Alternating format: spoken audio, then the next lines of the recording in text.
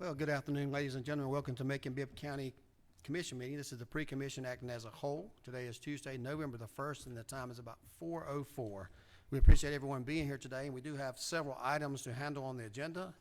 We will also have a need to go into executive session today, and we have a regular scheduled commission meeting at 6 o'clock this evening. So I'll begin with calling this meeting to order. And the first order of business is the approval of the minutes. This is the approval of the minutes from October the 4th, 2022 meeting. Can I get a motion to approve? Motion by Mayor Pro Tem Clark. Can we get a second? Second by Commissioner Wilder. Any discussion?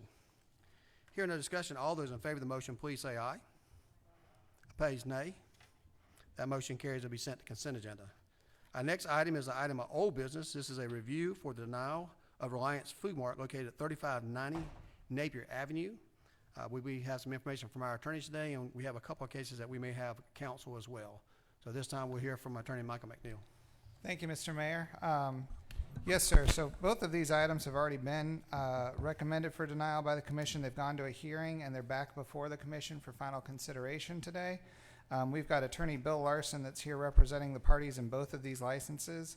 And pursuant to Section 4409, Subpart D, Mr. Larson is entitled to 10 minutes of time before the Committee of the Whole to address each of these issues, and 5 minutes before the final commission if he so desires. I understand he's here and he's available to speak. Okay, is there anything we need to do prior to him speaking as far as rescinding either one of these? Frank? I'll refer that to Attorney Howard. Okay.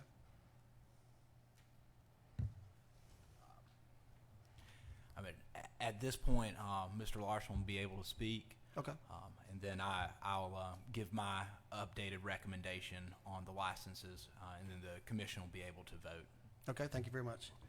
Well, Attorney Mr. Larson, thank you for being here today. As stated earlier, we do have two, I believe, items A and items B that you may be counsel about. We're going to begin first with the Reliance Food Mart, which is located at 3590 Napier Avenue, and you have up to 10 minutes to speak in that regard, sir. Thank you, Mr. Mayor, members of the commission. My name is Bill Larson. I'm an attorney here in town with the Martin Snow Law Firm, and I represent the applicant here for a beer and wine license at this store on Napier Avenue. There was previously a recommendation for denial, and my client exercised its rights to go to a special master to have a hearing to put up evidence. That hearing was held, and a court reporter was there, a record was made, exhibits were offered, and then the special master, Mr. Caspers, who was appointed by the mayor, issued an opinion containing his findings of fact as called for in the county ordinance. And then after he issued that opinion, the county attorney's office issued a second document, recommendation document, which is, as I understand the ordinance, is intended more to address any legal questions or issues, or give an opinion as to any legal issues in the matter. We think this is a straightforward factual issue, not a legal issue. It's a factual issue. The basic issue here was whether this store is a food mart or a vice mart. And if it's a food mart, it's entitled to the beer and wine license. If it's a vice mart, it's not. And you all may recall from when the definitions were last updated, the basic distinction here is a food mart offers certain items for sale, fruits and vegetables, bread, meat, eggs, and milk. And you have to have at least 5 fruits and vegetables. It can be a combination. It can be 3 fruits and 2 vegetables or whatever. And then you have to have at least one of each of those other items. There was evidence presented to the special master. It included a lot of photographic evidence. The county offered evidence of 2 inspections where not all of the necessary items were present. There may have been expiration on some items. Again, this is a convenience store, it's not a grocery store. The applicant had evidence of 16 different inspections where all of the items were present. And those are well documented with photographs that were put in the record showing each item and the expiration dates on the items and that type thing. And these were 16 different inspections over a 2 or 3 month period. The ordinance says, the ordinance says if you regularly sell these items, and regularly is the key word, I believe, then you are a food mart and thus eligible for a beer and wine license.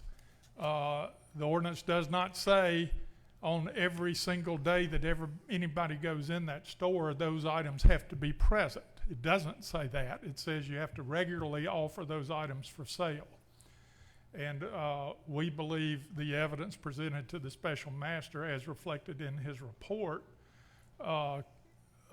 shows that these items were regularly offered for sale, if not always, certainly the vast majority of the time.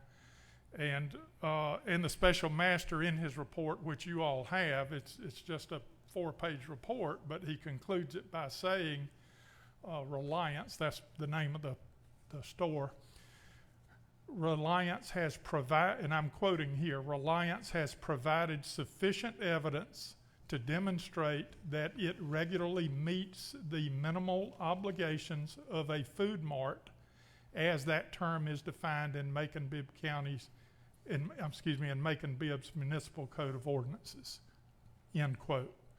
So the special master found that we did demonstrate that we regularly sell these items. That's an issue of fact. That's not an issue of law. Whether you regularly do something is a factual inquiry. And thus, I respectfully submit to you all that we meet the definition of a food mart, and the license to sell beer and wine should be approved. If there are no questions, that's all I have. Thank you, Attorney Austin. Commissioner Watkins, did you have a question, sir? Yes, the regularly. I'm not exactly sure, I guess, how it's quantified, but I guess one way for me would be the question of what percentage of your store sells these grocery items? In terms of Yes, floor gross. space, No, I guess in gross sales. Commissioner Watkins, there was not any evidence of that, and that is not part of the definition in the county ordinance as to what makes a food mart a food mart. Rather, the definition says if you regularly sell these items, you are a food mart. And I guess I was curious, do you regularly sell these items, hence by the amount that you sell versus the beer, the wine, and the vice items? Code enforcement, I'm understanding that the items aren't routinely present. Seem like our stance was not regularly present, but seems as though you're saying they are. And I guess I'm asking, how do we quantify the regularly in your defense? Well, again, there was evidence of a total of 18 inspections, either two by the county and 16 on behalf of the applicant, and they were photographed on different dates. And out of the 18, on 16 occasions, all items were present and were within the expiration dates for sale. And on 2 occasions, they were not. So we submit, and the special master found that constitutes regularly offering the items for sale. Am I right to say that the 2 that weren't were 100% of the time that the county came and investigated? That was the county's evidence. All right, so the county has Okay. never found you in compliance. There was also evidence at the hearing that the county was made aware, those 2 were early on, I might add. That was at the very beginning. The county was subsequently made aware that the items were being offered for sale, and it was suggested that they come back and look again, and they never did. And they acknowledged at the hearing that they did not. And the 16 that were positive in your favor they were conducted by which agency? They weren't conducted by an agency. Well, I don't think we could get an agency out there 16 times. They were conducted by my office, where we sent a paralegal to go inspect and photograph. We told them we wanted them to go twice a week, and they did for something like 7 or 8 or 9 weeks. Though, I guess the question wasn't asked, is what you're saying, that whether or not any of those items were purchased, sold, returned,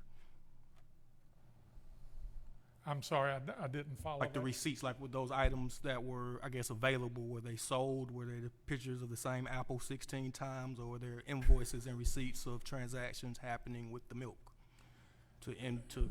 Well, if this answers your question, there was evidence that on those 16 occasions, all items were within their expiration date. Okay, thank you. I bring up the 15% threshold because I know with the Georgia Lottery, and I think there are machines that gross sales shouldn't exceed 50% of the store's total. So that's why I was kind of using that number as a threshold. But I understand, based upon our Vice Mart, Food Mart distinction, that's not as relevant. So thank you for your time. I might add, if I could, and Mr. Howard can correct me if I'm wrong, but as I recall in his recommendation, he does make the observation that it's not unusual that when this issue first comes up with the store, they might not pass an inspection the first time, but as they learn what's required, they do, and that's exactly what happened here. Thank you. Thank you, sir. Mr. Larson, we got a couple more questions. Just one for clarity. The 16 times that was inspected by your office, was that after this commission denied the permit or declared this as a Vice Mart as opposed to a Food Mart? Yes, sir, it Okay. was. So this was an attempt to remedy that? It was after the recommendation was made, yes. Right. So those 16 times were after a recommendation was made after 2 failed inspections by the county that your office went out there to take pictures? Yes, sir. Okay. Commissioner Howell? Yeah, I guess I got more of a comment than I've got a question. I'm not an attorney, so I don't go through the books and figure out what it is. I'm not a code enforcement officer, so I don't do inspection. But I went in that store today, and if I can put everything that requires them to be a food mart in 2 paper sacks, to me they're not a food mart. A food mart should be for a community that needs to go in there and get food. And the whole thing about, well, maybe they was short. What they got to have? 6 vegetables? 5. 5 vegetables. So if somebody comes there and buys 1 tomato, they're short. To me, I'm sorry, just as a layman, to me that's not a food mart. They carry more than 5, Mr. Commissioner. The ordinance says you got to have at least 5. That's what I was saying, but they carry more than 5. Were any items short when you went in today? I don't know. I don't have the inspection, but the stuff that I saw, eggs, meat, vegetables, I could have put it all in 2 paper bags. But yet there was the whole back row of that is they had plenty beer for sale. But I'm just saying I'm only one vote on this commission, and maybe we need to go back and revisit what's a food mart. But when I walked in that store today, I saw a Vice Mart that may have had a few vegetables. If the commission, when it wrote the definition of a food mart, obviously could have said you have to have at least 10 dozen crates of eggs, and you have to have at least 20 packages of fresh meat. The commission didn't do that. And with all due respect, I don't think you can hold my client to a standard that you all didn't put in the definition. That we meet the definition, I respectfully submit, and under the definition, as your special master that the mayor appointed said, we are a food mart. I understand what you're saying. Yeah, thank you. I'm Mr. just saying as a layman that walks into a store, to me, I guess going piggybacking a little bit on what Commissioner Watkins said, if I was in that business, as modern as today's computers and calculators and cash registers are, it shouldn't be a heavy lift to say we sold 100 gallons of milk and this and that, but it's like, well, we meet the standards. So, you know, if the minimum standards, you know, I think maybe we need to take a second look at that. But I'm saying for myself, I'm not satisfied that what I saw today is a food mart. Thank you, Mr. Howell. Attorney Gruber?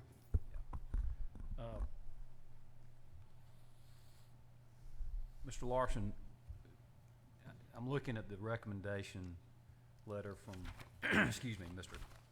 Howard, and the food mart definition says, and tell me if that's on page 1.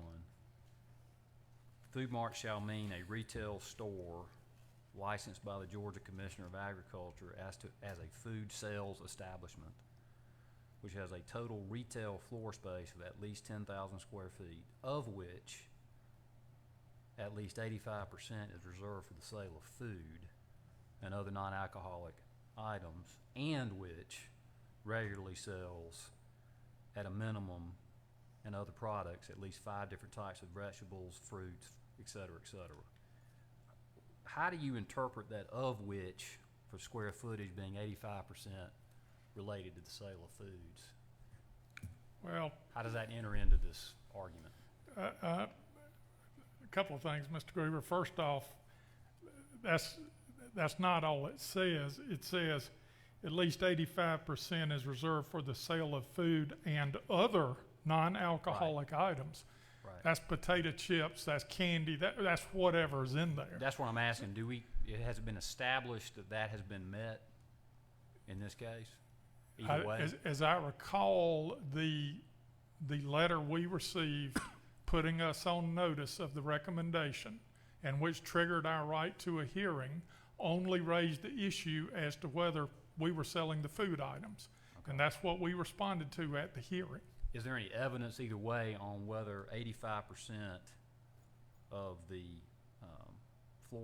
retail floor space is reserved for the sale of food and other non-alcoholic items? Mr. Groover, I'm just asking. I know it's not in Mr. Casper's opinion. I didn't go back and read the full transcript, and it's been a couple of months. I can't remember No now if that was addressed or not, to be honest with you. Okay, thank you. Commissioner Tillman? Mr. Whitting, what is it, Mr. Larson? Ms. Harris? I hear folks say they went to the store, they went by the store and all of that. The difference is I live in the neighborhood. I can't leave the house without passing the store.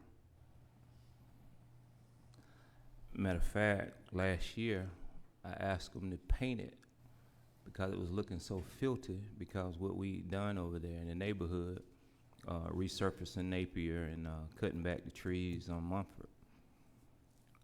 Got a couple questions for you. And over the 16-time inspection, what was that over a period of weeks, months, or what have you? Commissioner,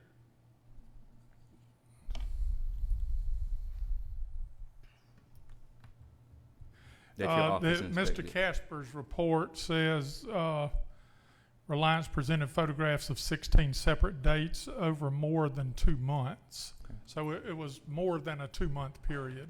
Within that 2-month period, did you bring with you today any receipts to show items being replenished or stocked that this commission can see that there was an active effort to keep fresh fruit, vegetables, to show and present that you were indeed a food mart? The manager of the store testified at the hearing to that very thing. She testified that was done.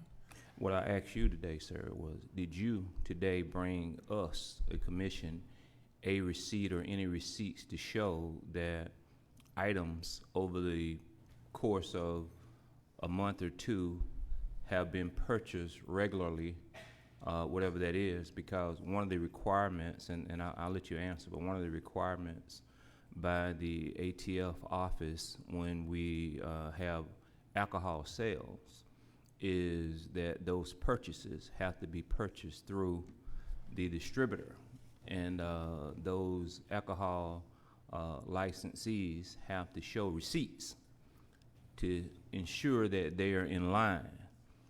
And so my question again is, do you have any receipts today showing that items were purchased? I do not have any receipts today because you and the other commissioners told me I couldn't introduce evidence today. The ordinance says all evidence has to be admitted with the special master, and that I'm only allowed 10 minutes to get up here and talk, that I'm not allowed to offer new evidence at this hearing today. Well, I'll just say I'm not aware of that. When I served on planning and zoning, we may have given folks 10 minutes. I'm not aware of that, and I don't know who said that to you. I would not agree with that because we want to make sure every commissioner can ask questions. Here's the unfortunate thing for me living in the neighborhood is that every day folks walk to that store. It is at the corner of Napier and Mumford, probably the 4th or 5th busiest stretch of road in our community that is needed. The store is truly needed. So I would say to your client, if he or she would stock the store properly, I'm positive that the items could be sold because it's right there in the neighborhood. There's a restaurant in the neighborhood, and it's 2 stores in the neighborhood, and your store that you represent today is one of the largest stores that recently had a makeover. Parking lot was done. 6 months ago, there was a water main break that connects the Family Dollar. So I pay attention to all of it. I was there yesterday as well. And so we need this store in this community. We really do.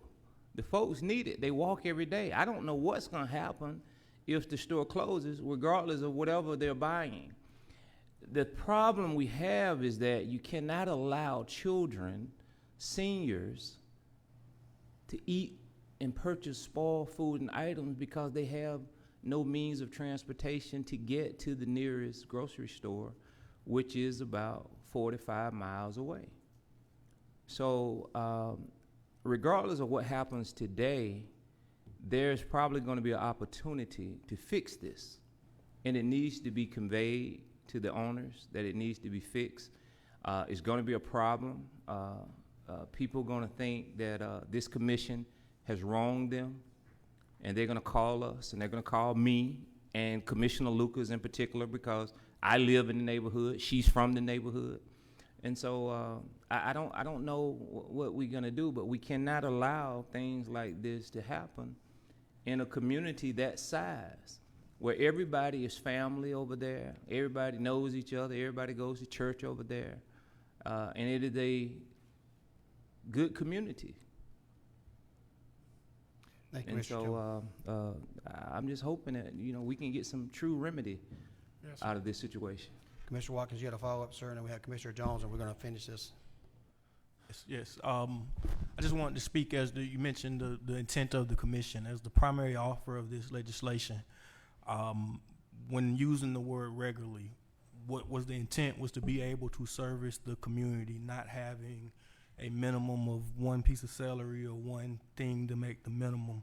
And I understand that you as a lawyer have figured out a way to do it cheaply as possible, but we as the commission are trying to, as commissioners say, look out for the well-being in that community. That means having enough stuff on hand where they are a reasonable resource to serve the community food. Thank you. Thank you. And I should have said this in the beginning. We want to ask questions if we need to, but as far as comments and all that, let's reserve those until after we hear from both sides and then make any comments we have. But Commissioner Jones, I'm going to be with you, and then we'll go to Attorney Howard. Yes, sir. Okay, I'll reserve my comments for a few minutes from now.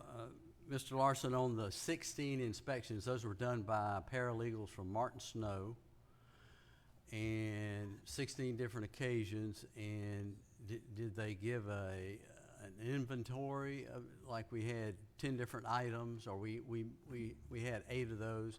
And I understand, especially in this day and time, things are hard to replenish. And I think this commission needs, this board needs to understand this is not a Publix, this is not a Kroger, but it is a convenience store. So I'm wondering, was there some sort of inventory where they said, okay, they did have 8 items this time and 10 this time? Anything like that?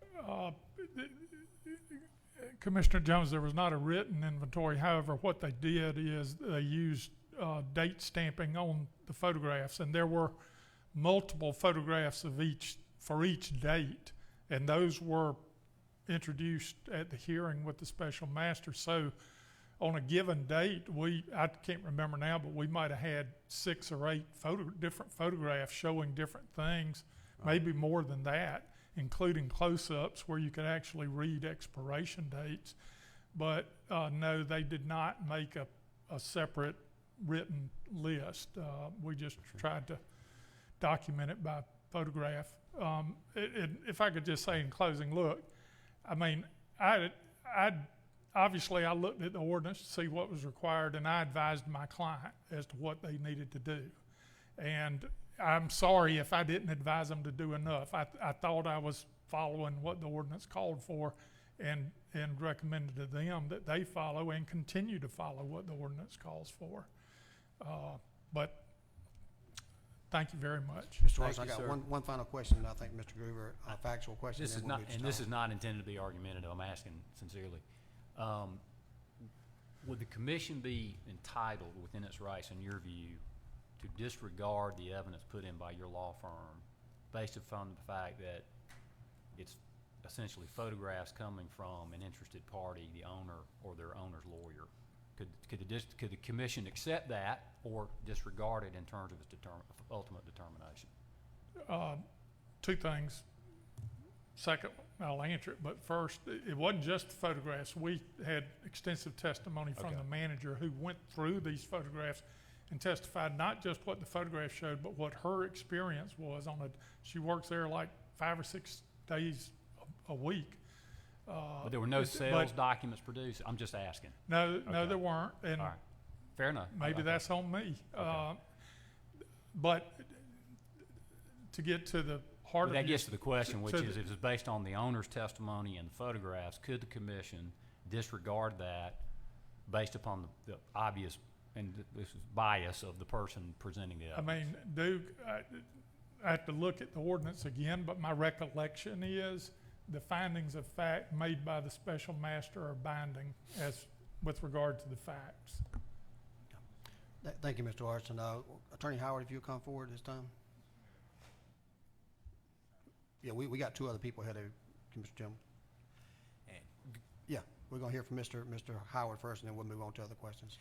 And good afternoon, I'm Assistant County Attorney Frank Howard, and I wanted to give my updated recommendation on the alcohol license for Reliance Food Mart at 3590 Napier Avenue. And so what I'd like to present to you is the timeline over which this application was submitted, reviewed, and then when I give you that timeline, give you a little legal guidance on your decision today. So this application was submitted to the tax commissioner, and it was recommended in that application that this business, Reliance Food Mart, Reliance is a food mart per our legal definition, and code enforcement went out on June 1st, inspected and determined that this was not a food mart and did not come close to the legal requirements for a food mart. On June 7th, the commission, acting as a committee of the whole, heard that evidence and recommended denial. I received a text message from counsel, Mr. Larson, on June 23rd, 2022, stating that the business, Reliance, is in compliance with the food mart requirements of our law. And as is customary, when I received that updated news, I asked code enforcement to go out and inspect Reliance at 3590 Napier Avenue. Code enforcement went out and inspected on July 8th, 2022. And the results of their inspection is included in Exhibit E of the recommendation that I submitted to you all for this meeting today. The results show that the requirement was not met for a food mart, that there was expired raw meat being stored above described as wilted vegetables, and otherwise the food in multiple items expired, and there were no eggs, so the requirement was not met. If that inspection had shown that they were in compliance as represented by council on July 8th, typically the commission has reevaluated and the commission has voted to approve an alcohol license. However, this is the first time a company has received a denial recommendation, has represented afterwards they are in compliance with the Food Mart standards, and then afterwards were found to be non-compliant. The process going before a hearing officer takes time, and in this circumstance it took about 2 months before a hearing officer, a special master, heard the facts in this matter. And from July 21st through the date of the hearing, and I presume, I can't introduce new evidence, but I presume currently Reliance has offered the food items required for a food mart consistently. And you have to, the special master found that it has consistently offered those food items from July 21st on. However, what the special master did that he is not allowed to do, he stated that they regularly serve those food items or offer those food items for sale to the public, and that is an application of law. Our law states a food mart must regularly sell the items required by the law in order to be a food mart, and that is a determination of the commission for you to weigh today, or acting as the committee of the whole in this capacity, for you to weigh whether the actions from July 8th and before show that this establishment is not a food mart, is not regularly selling, or the actions of this food mart, or of Reliance from July 21st on. What in your mind determines whether or not they regularly serve the items required of a food mart? And if you find the 2 failed inspections have more weight, then I would move you to deny the alcohol license today.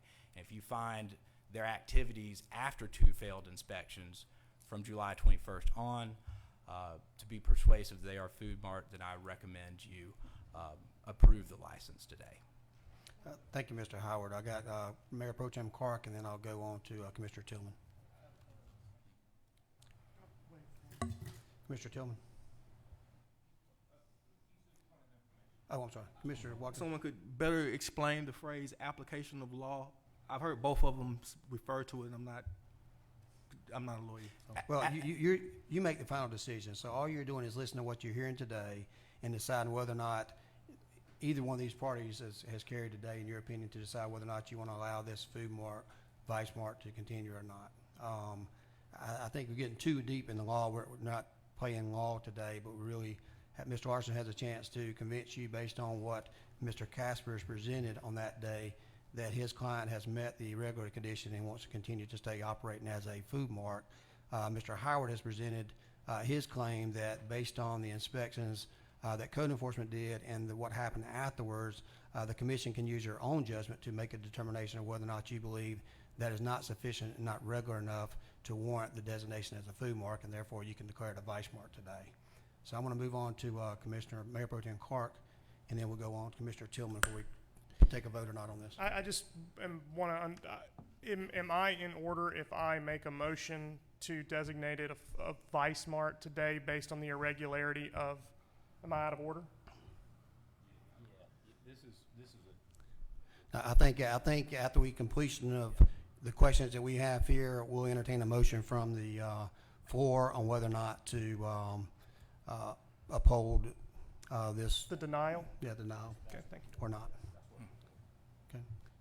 Commissioner Tillman? Yeah, and just want to be transparent that I didn't recognize the gentleman, but I have a relationship with Martin Snow and folks that work in the office, so I was going to ask the attorney with that. It's not a conflict of interest, and I was going to ask you to read the conflict of interest just to be clear, because I've done business with them, and I still do business with being in the office there. Appreciate the disclosure, and it would not present any conflict. You don't have a relationship with the owner of the food mart? And I was talking about the attorney's office. No, that's not a conflict. Okay.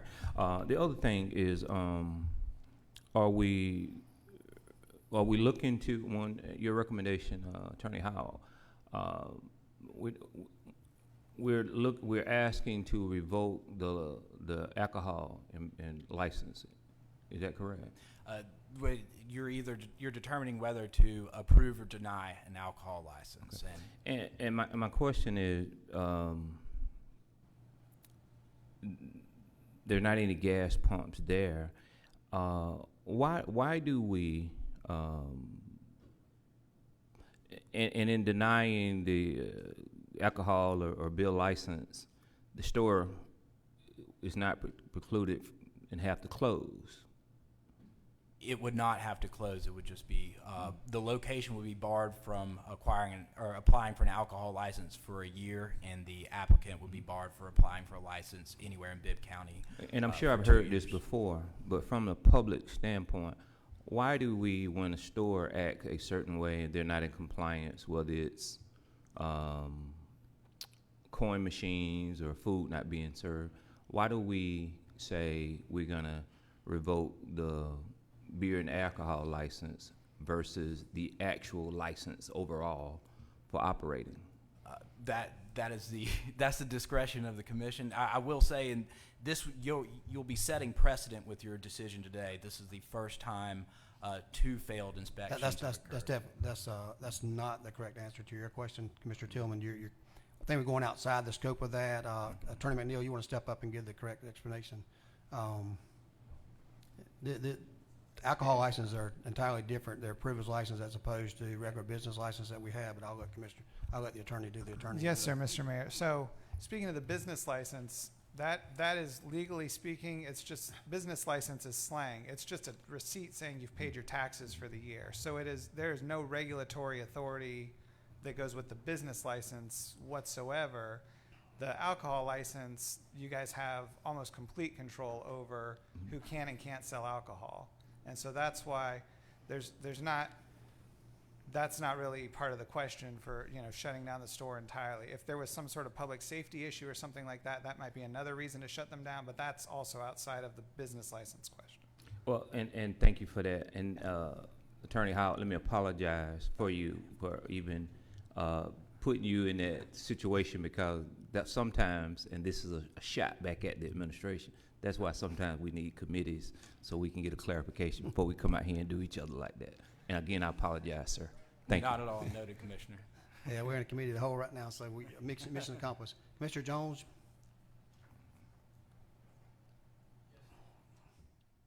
Sir, I'm not sure. Attorney Clark, clarify for me, you used the word consistently, Howard. and in the ordinance says regularly. Are you saying there's a difference? And if so, what is that difference? Commissioner, you will determine today the meaning of the word regularly. You will apply your judgment to the meaning of the word regularly.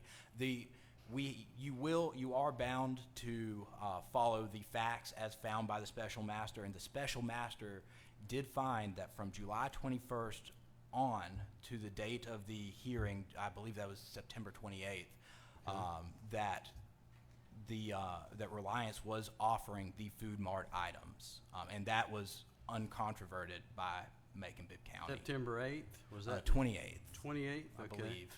And then the other thing was, you said there were 2 inspections. I heard the date July 8th. I didn't hear the date of the other one that June the 1st. supposedly they didn't have it. First one was on June 1st, which Okay. found that they were in Vice Mart at that time.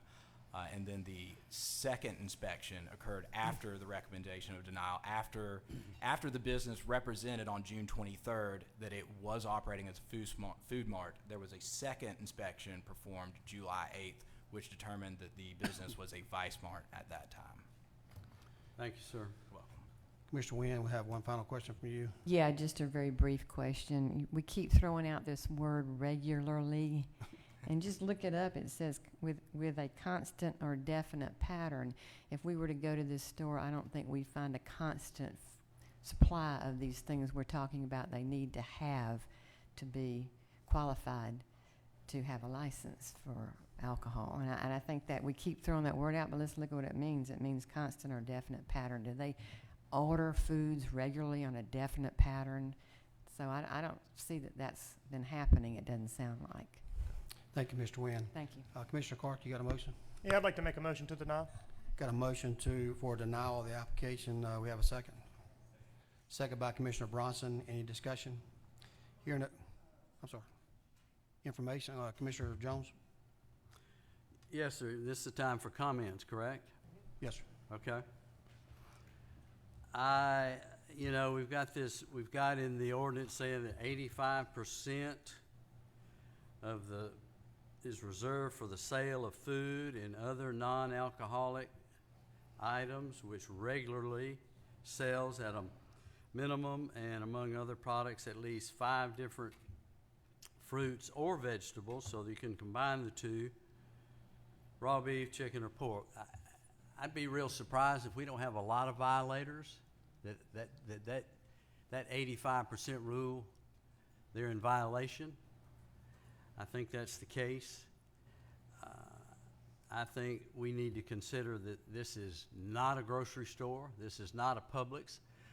I find items in my favorite Publix store on Bass Road occasionally where the items are out of date, because I check those kind of things. So that happens with the best intentions. I think if they've made a consistent effort from July the 21st through September 28th to regularly carry a certain amount of items, they've gone to the trouble to make pictures and expiration dates. No, it wasn't an outside agency. Can you imagine the expense it would have entailed to bring in an outside agency to do that and to validate that? So it's not a Publix. It's not a Kroger. It's a convenience store. That's what it is. So based on the master's opinion, and that they've consistently or regularly, whichever word you want to use, Attorney Clark, from July 21st to September 28th, then I think they deserve and warrant a beer and wine license. Thank you, Mr. Jones. I will note as my recommendation to disregard the special master's language about regularly. That is your decision. You are making the final decision today, not the special master. Excuse me, Mr.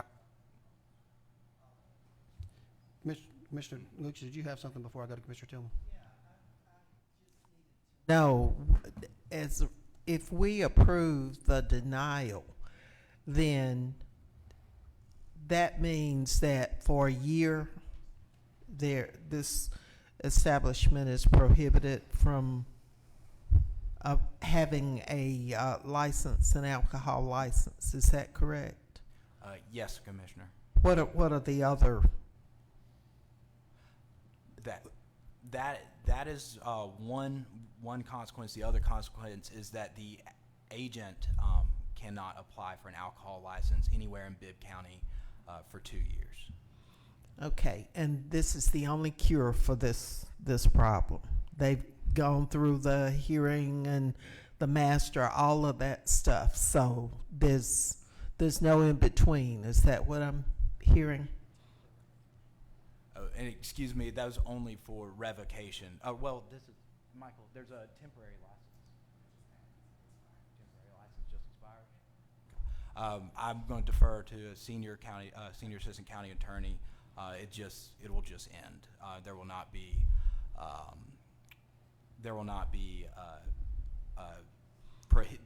a prohibition on the location applying for a license for the next year.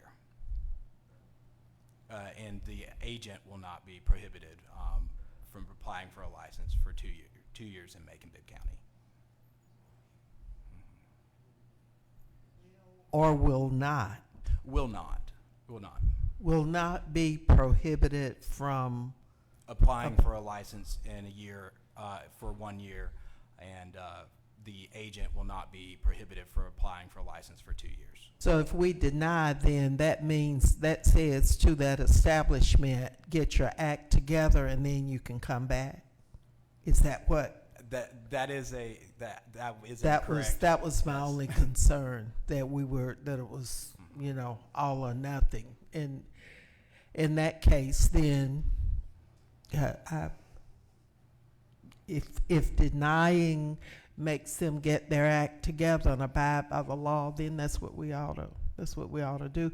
But I agree with somebody who said we need to be consistent, because there are probably a whole lot of others that, watch the clock.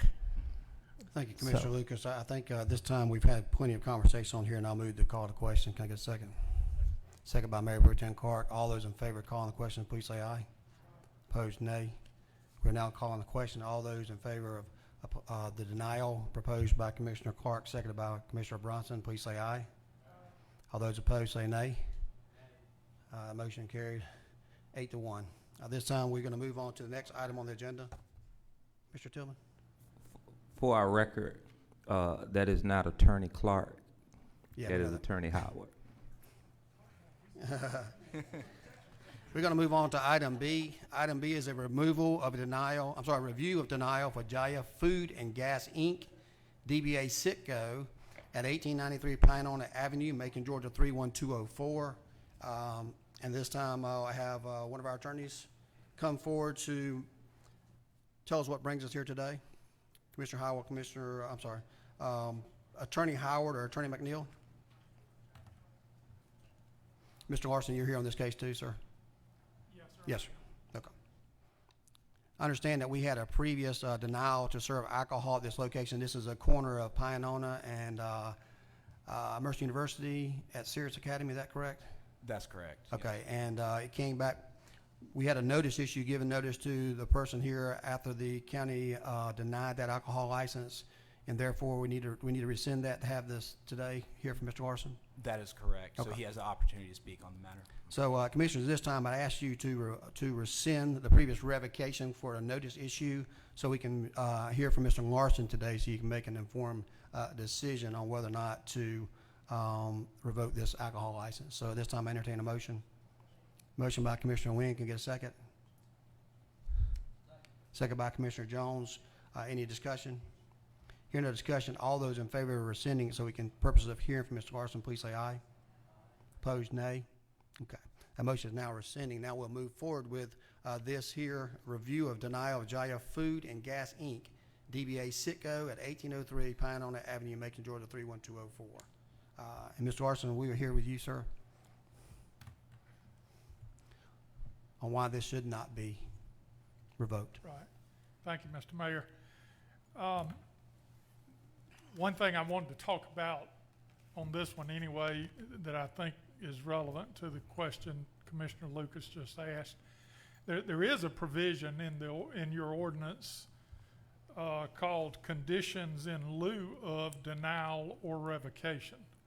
You do have and that's going to be relevant to what I talk about with this one. So I'm not just trying to revisit what you've already decided, but it does allow you to, if you think the facts warrant it, that maybe somebody didn't get quite as fair a shake as you'd like for them to have, then you can put you can say, hey, we'll let you have this license, but we're going to put conditions on it, and these are what they are. And that's section 4-411 of your alcohol ordinance. My client in this matter is Mr. Partap. This store sits on the corner of Pinona and Mercer University Drive. It's if my sense of direction is right, and it probably isn't, I think it would be the southwest corner. There's another store directly across the street on the southeast corner, and next to that store and a little bit further south is a charter school, and I'm not sure if I pronounce it right, Cirrus Academy. And the issue here is whether or not this store sits too close to Cirrus Academy to have a beer and wine license. And I'll tell you right now, it's within the 300 feet that your county ordinance calls for. The issue we raised is whether or not it ought to have protection under your, some people call it a grandfather provision, some people call it a legacy provision. But a little bit of history, my client, Mr. Partat, and he owns that store, and he currently sells beer and wine at that location. He's got a temporary license from you all. He's got a license from the state of Georgia. Mr. Partat bought the store in 2019 from Mr. Popley. And this has also been before a special master, and these facts have been established at the hearing. At the time Mr. Partat, my client, bought the store was selling beer and wine, and Mr. Popley, the owner who was selling to my client, said, yeah, I got a beer and wine license, there's no problem. So my client moved forward with his purchase of the store. Right after he did, he applied for his own beer and wine license, and while that application was pending, Mr. Partat, my client, gets a letter from the county attorney's office advising that the license that Mr. Popley had was only temporary, that he had filed an application earlier that year in 2019, and that a background check had revealed that there was some kind of criminal charge against Mr. Popley in another county, Houston County. And therefore, now that's not my client, that's the prior owner that sold it to us. And that therefore, his pending application, the prior owner's, was being denied. And because it was denied, we weren't eligible to apply at the same location for 12 months, just like counsel was telling you in the other case. Turns out, a month or two after that, the criminal charge against the prior owner, Mr. Popley, was dismissed in Superior Court of Houston County. He was never convicted of anything. But in the meantime, we had lost our license. The prior owner had the license originally because it predated the charter school by a significant number of years. And in fact, the store across the street, right next door to the charter school, has a license right now to sell beer and wine, and has had one throughout. So we did ask for protection under the legacy provision in the ordinance. The county's, well, first we got the letter from saying there was a recommendation for denial, and the only reason given in that letter was the county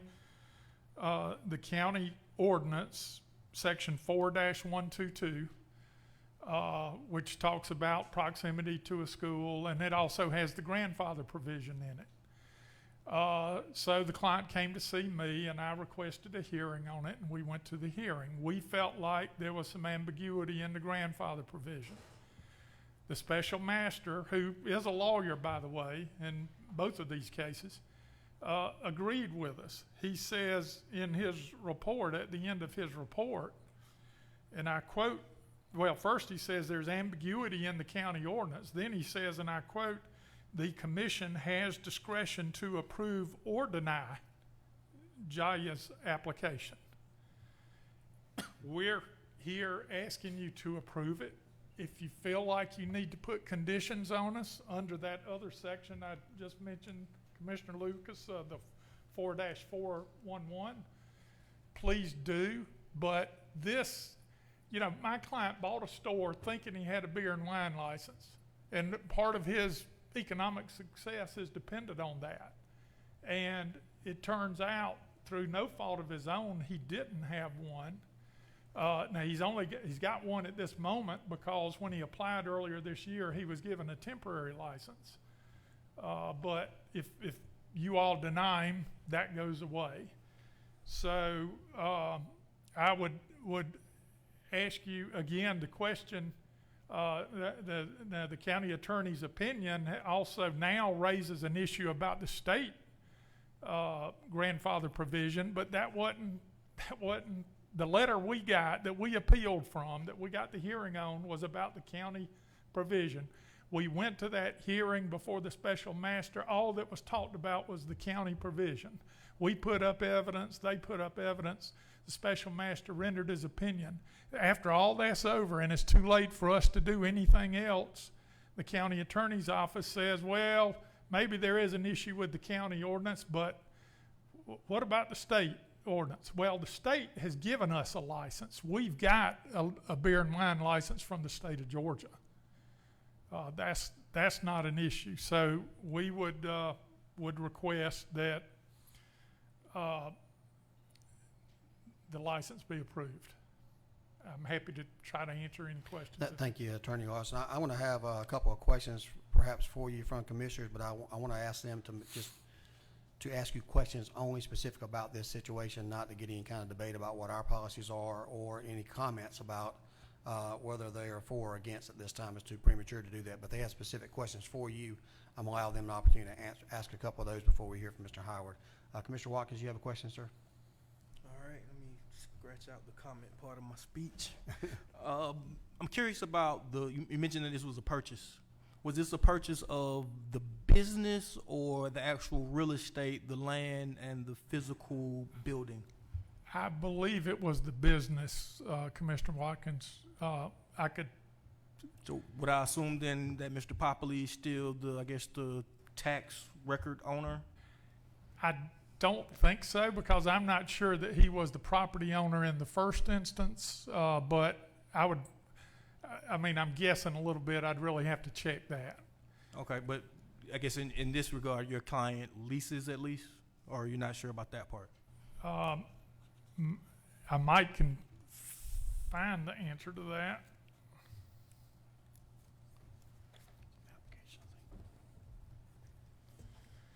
You're looking, I was curious about the numbers behind that, the purchase price, which now that it's not the real estate, I guess is less. Right. I'm not aware of any. I didn't I'm not bring aware of all any of my file. I'm not aware of any transaction for the business property itself as far as the real estate. My recollection is he purchased just the business and he leases that property. That's what I think is the case also. I guess as related to that, I would like to know the purchase price and if there have been any improvements made by the owner prior, since the purchase, and if those can be quantified. Commissioner Watkins, I really wish I could tell you. I don't know. I've never asked my client what he paid for it. I just didn't know it would be an issue, and I don't know whether there have been any improvements made.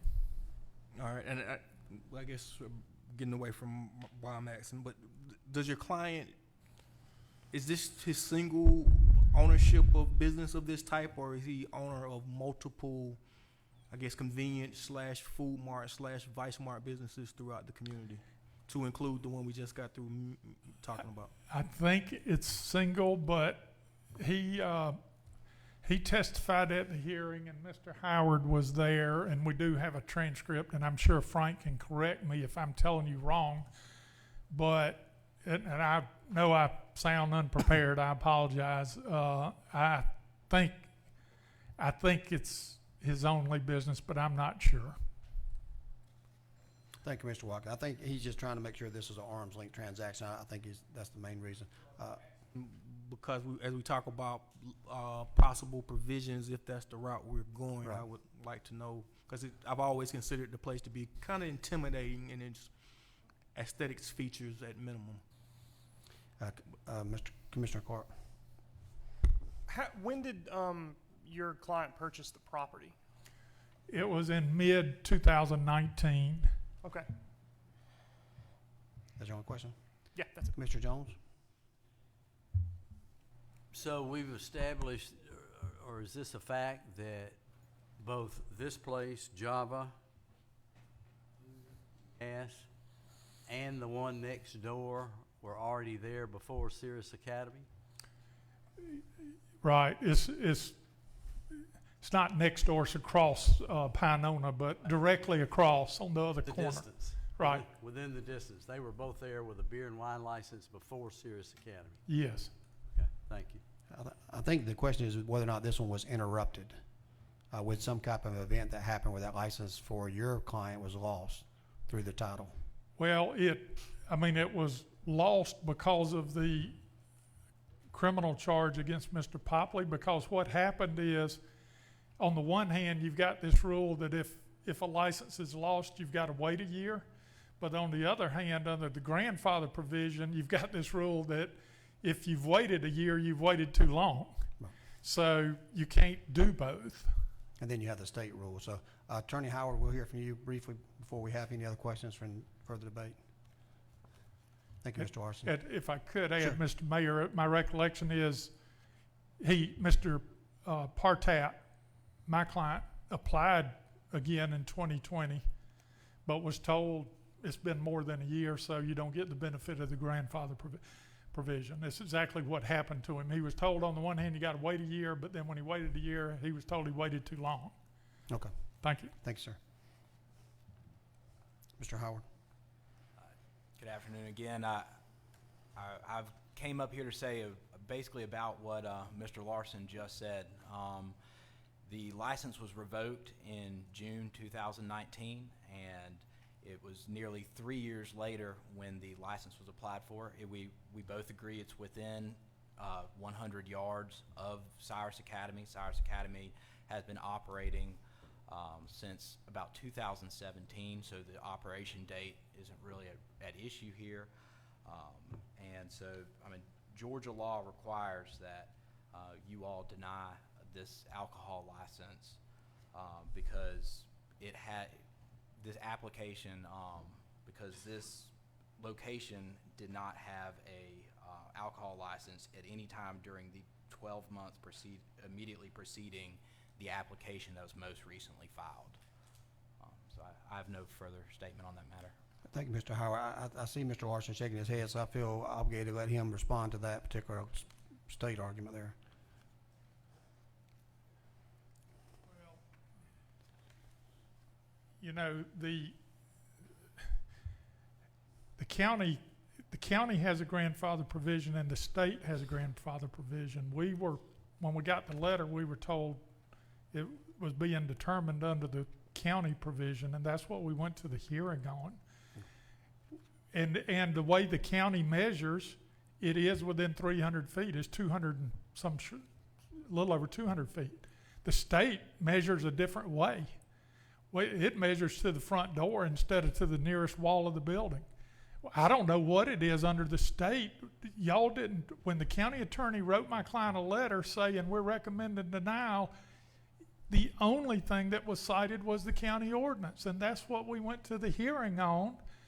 And now we're being told, and Mr. Howard knows state measures differently because we've had that come up in another case. Right. I don't know what it is. That wasn't an issue before the special master. They never said a word about the state statute before the special master.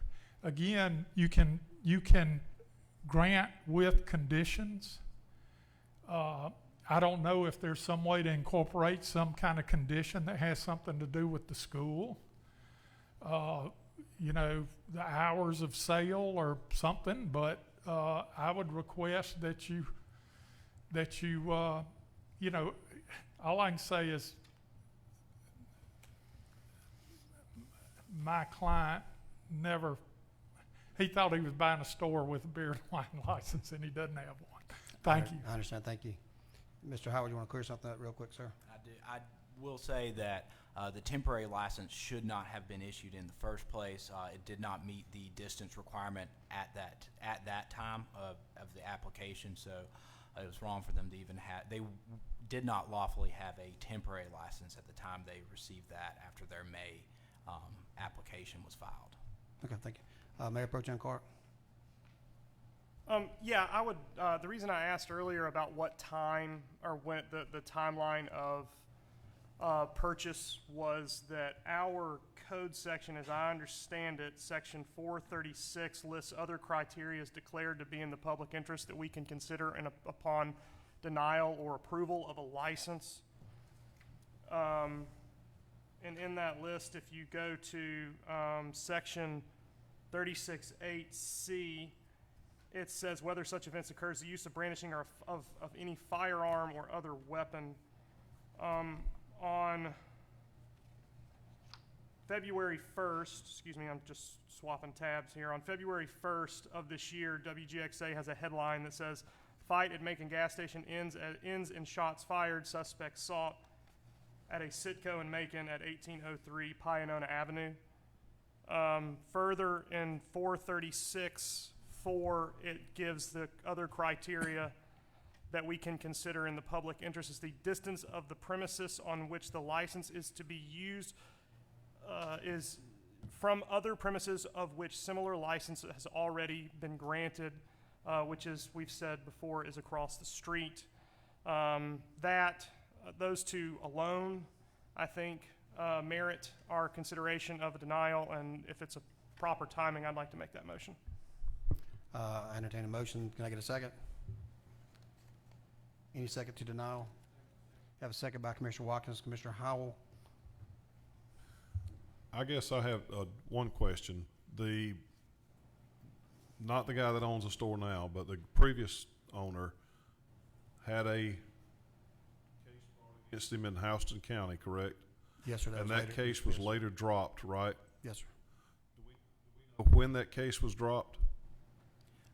I do not have that information. Mr. Larson probably has it around about time. I believe the dismissal was introduced at the hearing before the special master, and I believe it's September 2019. I can try to find it. That's fine. Does that conclude your statement? The case was dropped September of 19? Thereabout. Okay, thanks. Commissioner Tillman? I just think the owner on this deal just got a bad rap, and probably this should have been grandfathered in, or at least give them an opportunity. I would hate to make a purchase and then find out that something else was going on with a previous owner. I think we just need to do something in our ordinance to clear all this stuff up and just make it free and clear for a new owner.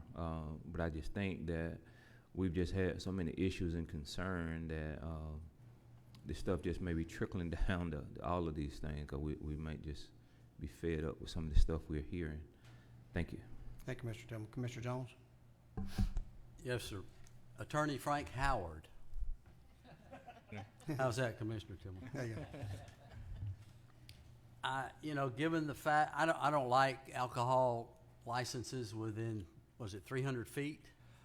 Yes, Commissioner. 300 feet within a school, but we also have grandfather clause, the legacy clause, whatever you want to call it, that could be used. I think that's a valid point. I don't this is supposed to be equal justice under the law. I don't like the fact that somebody was jerked around, a small business owner in this community. I don't know him. Wouldn't know him if he was standing here.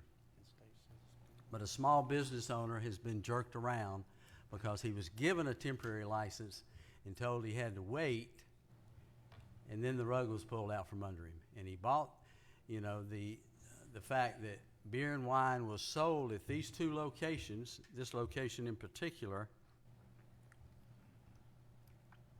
prior to Cirrus Academy being there, to me, warrants the person deserves a beer and wine license. These little convenience stores, gas stations, they operate on. They're a small business owner. They operate on very tight margins. So if you took away gas or you took away beer and wine, you just gave them a gut punch right to the stomach. So, under the circumstances, I will not vote to deny the license. I think that the store owner deserves the license given the circumstances.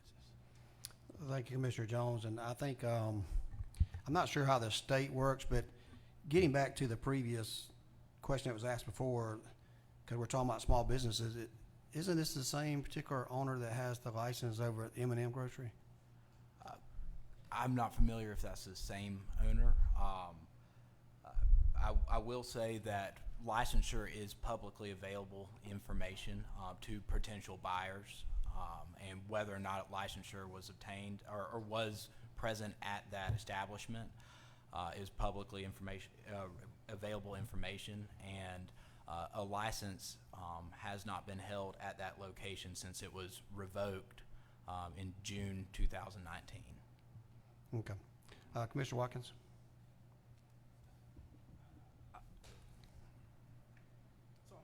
Curious about the purchase price and the lease amount, because again, we're talking about small businesses and how this is just a struggling mom and pop, and I don't think that's the case.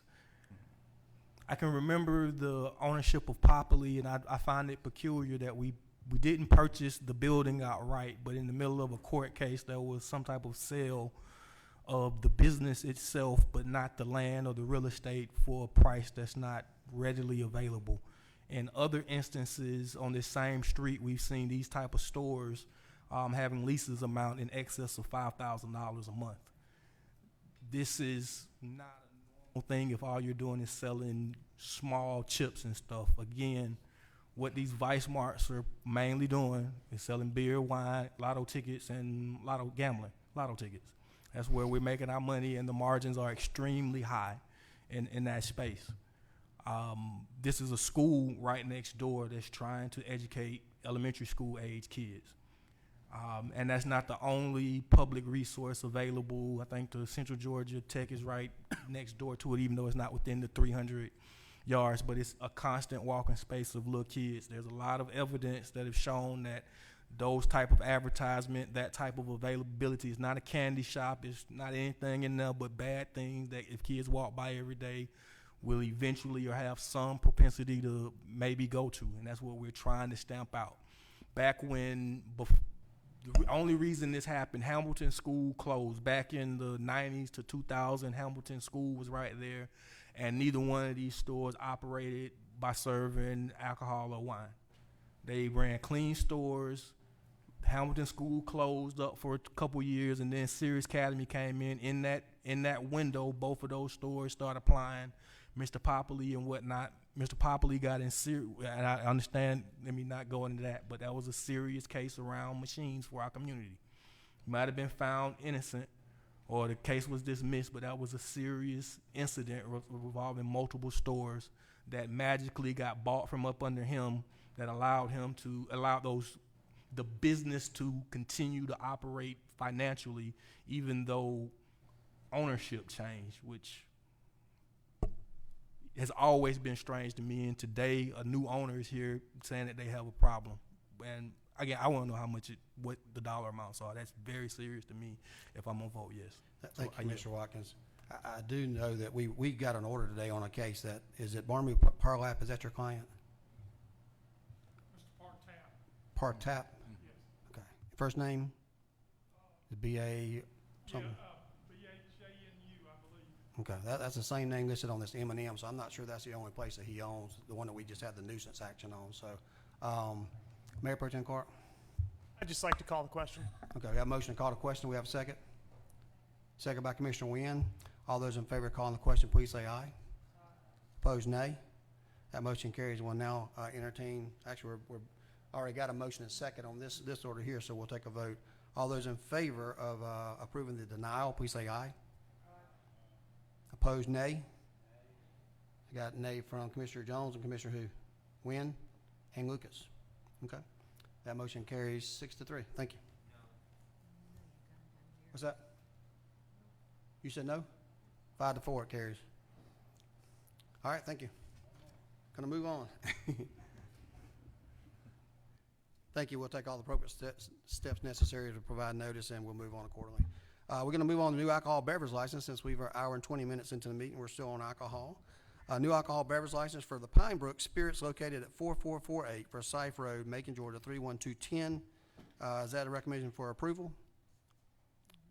Okay, we've got a recommended from our lawyer for approval. They model statutory and legal requirements. At this time, I entertain a motion for approval.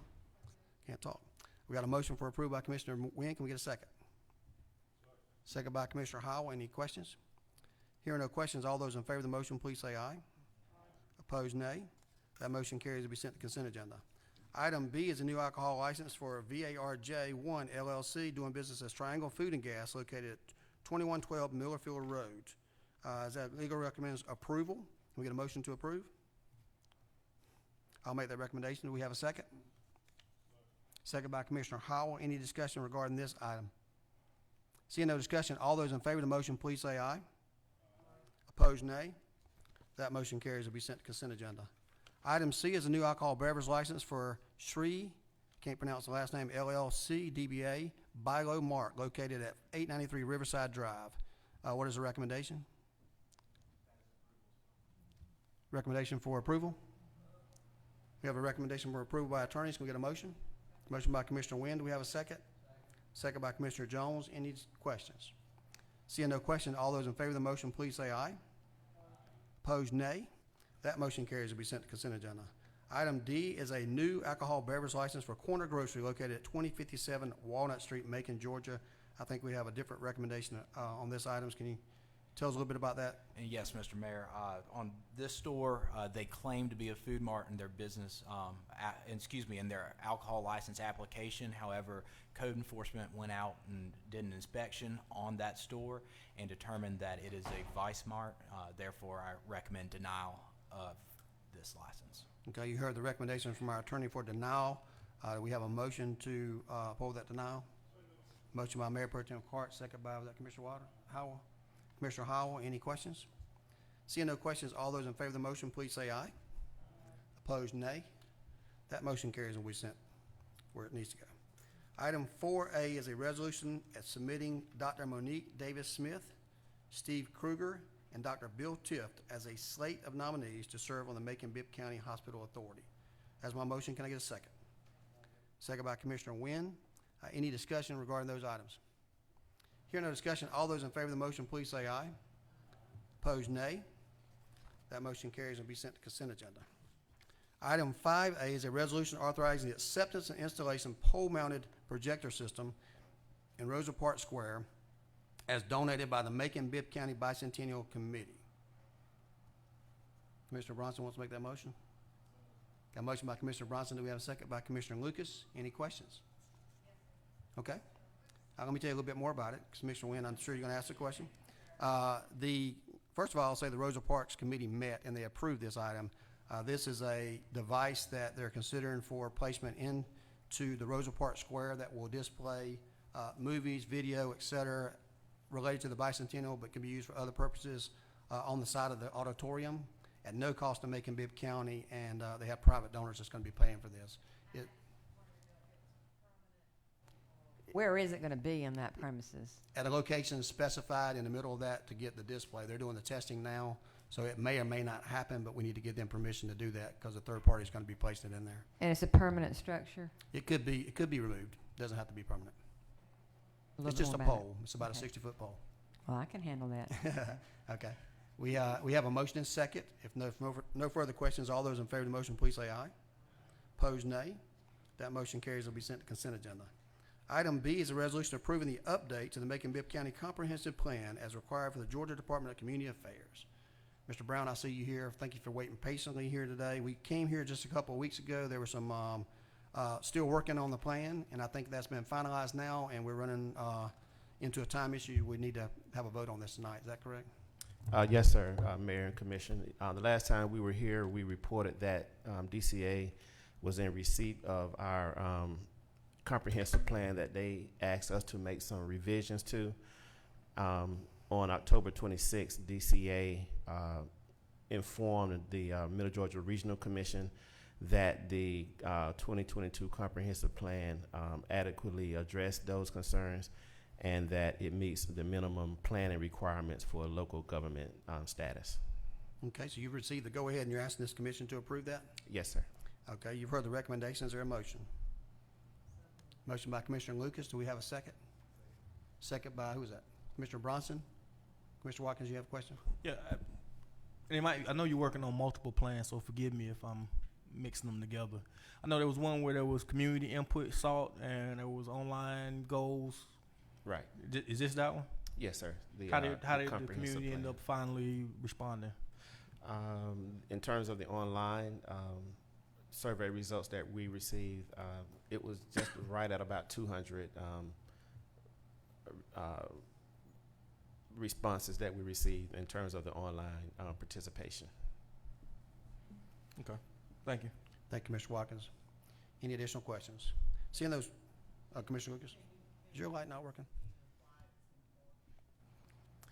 The question is why it's important to adopt the comprehensive plan update. The comprehensive plan outlines the vision of the community 20 years out into the future.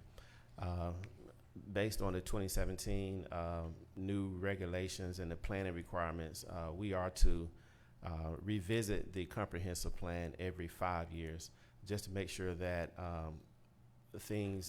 projects in the community work program are getting addressed, so that we can continue to update that community work program and do a report of the accomplishments as we continue to outline the vision of the community 20 years in the future.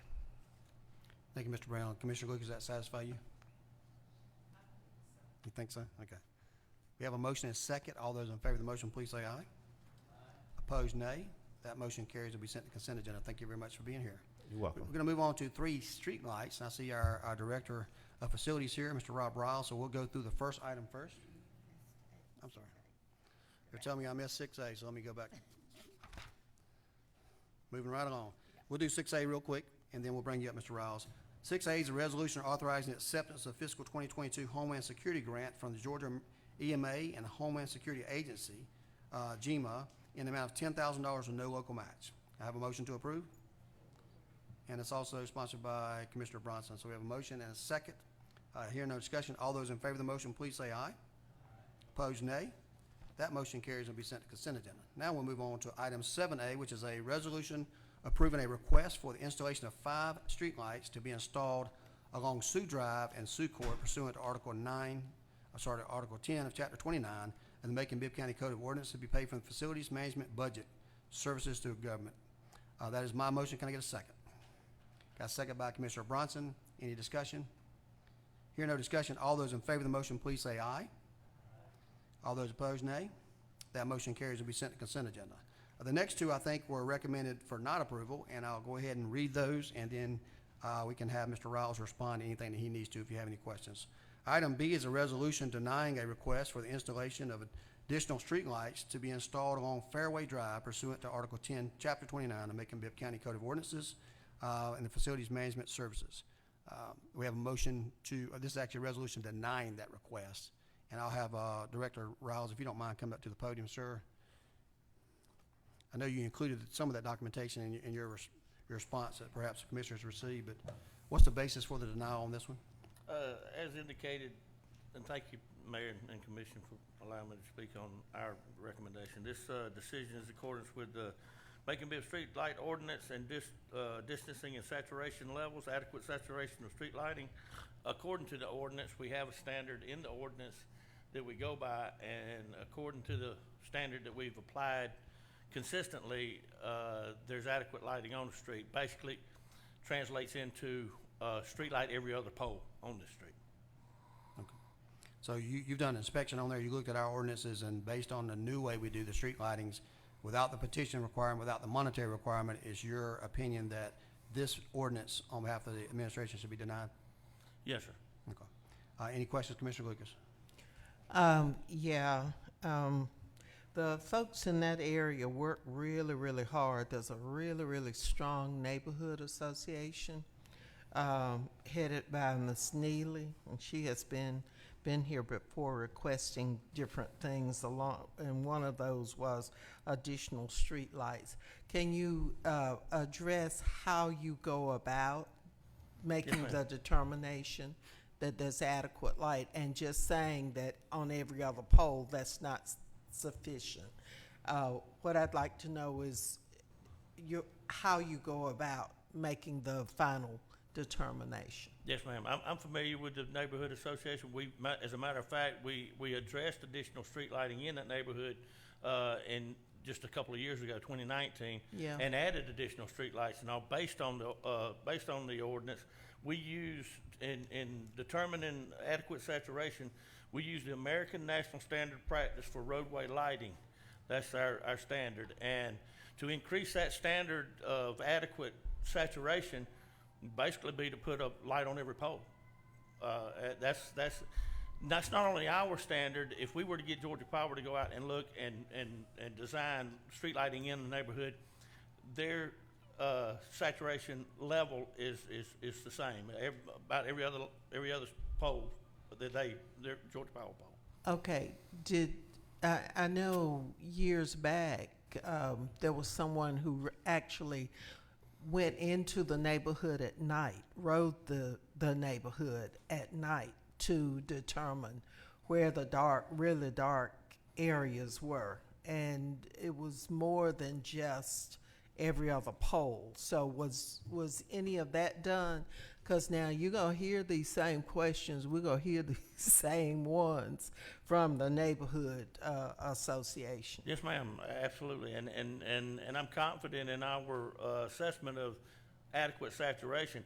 I have to determine adequate saturation by the standard adopted with the streetlight ordinance, which is that standard. I work at the pleasure of the mayor, for the commission, and for the citizens. If that standard's changed, that's what I'll enforce, but I'm confident that there's adequate saturation per this standard. Has that been the same way for all those who've been approved? Because I know over the last few months, we have approved a number of street lights for some areas. And so I want to be able to address when I'm asked, which I will be before I get home tonight. I want to be able to say why the denial. Yes, ma'am. We site visit every request, and we assess them all as fairly and adequately as possible. You know, I've been on the Pedestrian Safety Review Board since its inception. If I lean any direction, it's toward more light, because of my affiliation with the since its inception as the Fatality Review Board. You know, and so, but we make our assessments based on that standard. Okay. Mr. Bronson? Hey, just out of curiosity, so hearing both sides of this deal, I guess I have to ask the question: what's the happy median, right? When you don't want to oversaturate an area, but at the same time you want to ensure that pedestrian safety is at the forefront of our thought process, right? What is the happy median when it boils down to putting streetlights in the area? I think every request is beyond the happy medium. Yes, sir. Because in the past, I think I think everybody agrees that there needed to be more street lighting because of pedestrian issues. And based on this standard, when we go in an area, a lot of times it's because there's no lighting on the street. And so we use this standard, which now it varies because of distancing from poles. Topography is an issue. Curves in the road is an issue. Every intersection on that road, we try to light every intersection regardless to how close the next light is, because we want the intersections lit up. Those are criteria that we use to recommend a street light. And typically, it's way beyond the happy medium, because we're going from no light to this saturation here, this saturation level. And to increase the saturation level, basically, like I said, you're just about going to have to approve a street light on every pole, because that's the next level of saturation beyond this. There has to be a Georgia Power pole with overhead distribution in order for us to approve adding an additional street light. Otherwise, there will have to be additional installation, which would be at this point with the ordinance, would be the requestor's responsibility. Ms. Nguyen? Yes, sir, thank you.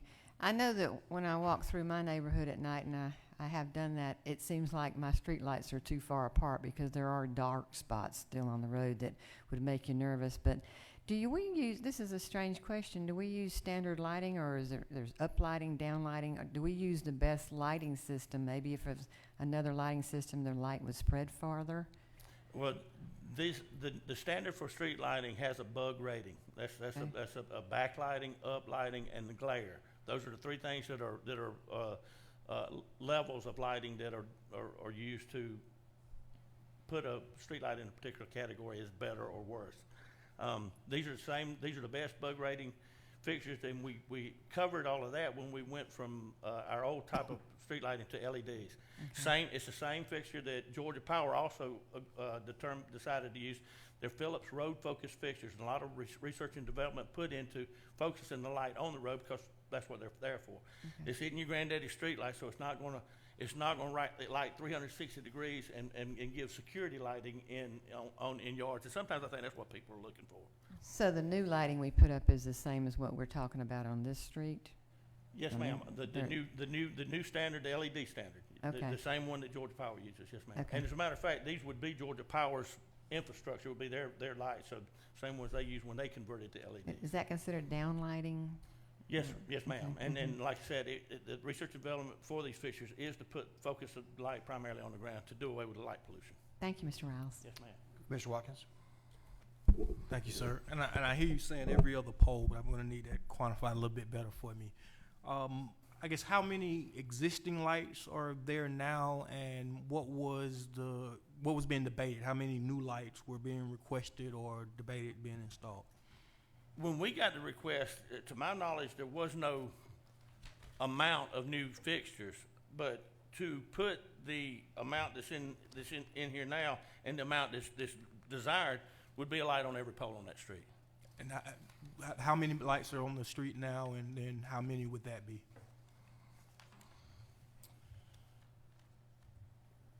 1, 2, 3, 4, and there's the request is for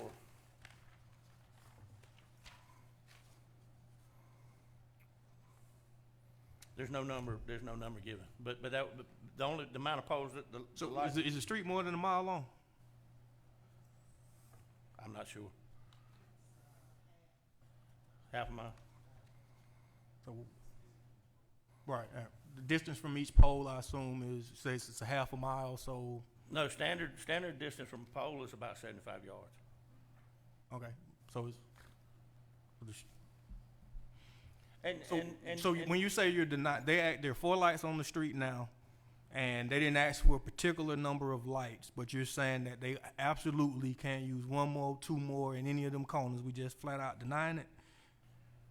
we're denying it based on the fact that, according to the map, the survey map that we did when we went out and surveyed it, there's 1 pole that according to this map, there's 1 pole that doesn't have a street light on it. Okay, so And other than that, there's 1 on every pole. There's only 5 poles total. And sometimes when you get what do we need to do to put? I'm in favor of amending this so we can just put up the 1 light on the pole if that's what we're talking about. You don't have to amend it. I think you can listen to him, ask the questions, and the commission can do what they choose. When we get Well, to I know this what's on the paper. If I vote yes, I have to deny. So I would like for them just to get their light, if that's what they're asking for. And I'm not sure. It seems like that's the only option. There's 1 pole that don't have a light. I'll yield for the rest of the body. Yeah. It's not my district. I apologize. Commissioner Jones? Mr. Lucas. Rob, is it fair, I heard you say 75 yards, feet? That's Well, typical about. And like I said, typical, that varies. But that depending on- varies, Yes, and sir. it's important to note that some poles, many poles within our county are owned by Georgia Power, not us. Yes. Sometimes they can replace a light or And typically that's the case, because any poles owned by us were put up for lighting, so they already have a light on them. The Right. majority of our poles were anyway. But all of these are These would be Georgia Macon-Bibb Power. lights. No, these would be Georgia Power owned and maintained light fixtures. Commissioner Bronson? Just going back to the original question, I know I mentioned happy median, which goes back to baseline is, how many lights could we get away with putting up in that particular area? I know you wanted to deny it. We're trying to approve it, but what's the happy medium wise? How many lights could we put in that area? There's only one remaining pole. This, I think this, in my opinion, this request was put in by this requester because the only pole on the street that doesn't have one is in front of their residence. Wow. Commissioner Wynn? So if we approve this, well, I get concerned about adding more lights on the street that has street lights, where we've got a lot of streets and roads in Macon-Bibb County that still don't have street lights. I'd like to see us get that resolved first. It's just like I said at the beginning, on my street, we have street lights, but you know, when you get in between, it gets a little dark. You want to run to the next light. But that's the way it is on most of these. But at least there are street lights. So I'd like to see us utilize our efforts and our monies towards getting more street lights throughout the entire community. That's the way it's going to be. Nothing against Fairway Drive. No, man, that's the way it'll be on this road as well. If we put a street light on this remaining pole, they're not going to broadcast 75 yards. They're not. The lighting's not going to connect. You're going to have dark spots between regardless. Okay, thank you. Thank you, Commissioner Mann. If you want to amend the recommendation to approve it, that's all you need to say. I want to amend the current recommendation for approval. Get a motion, second, vote on it. If anybody wants to do that, if not, we'll move on. Mr. Lucas. Yes, I trust what the facilities director has brought to us, because he has worked diligently on a lot of things, from energy efficiency of a lot of our systems to this whole project where we changed out all of the lights. So I do appreciate what you've done, and I do remember all that. The only thing I would like to ask is, if we deny this, that says, okay, we agree with what you've said as far as the saturation.